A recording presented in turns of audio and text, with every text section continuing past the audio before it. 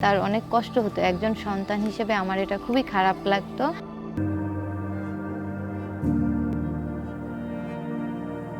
আমার নাম ঝর্ণা। আমি ঢাকায় ভার্সিটিতে পড়ি। এখানে গ্রামে আমার মা থাকে। আমি বাসায় যখন আসি তখন দেখি যে আমার মায়ের কাজ করতে অনেক সমস্যা হয়। সে উঠতে বসতে পারে না। এছাড়া সে নামাজ পড়তে গেলে বা কোনো কিছু বাটতে গেলে বা কাজ-টাজ করতে গেলে তার অনেক সমস্যা হয়। এজন্য তাকে আমরা অনেক ডাক্তারের কাছে নিয়ে গেছি। তো ডাক্তার তাকে বলছে যে তার আর্থ্রাইটিসের সমস্যা আছে। তো তারপরও তার জন্য আমরা অনেক থেরাপিও দিয়েছি, কিন্তু তার কোনো ফলাফল পাচ্ছি না। তার অনেক কষ্ট হতো। একজন সন্তান হিসেবে আমার এটা খুবই খারাপ লাগতো।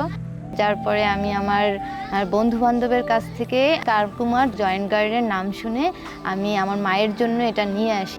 আমার মা কার্কুমার জয়েন্ট গার্ড এই ফাংশনাল ফুডটা খেয়ে অনেক উপকার পেয়েছে, তাই না মা?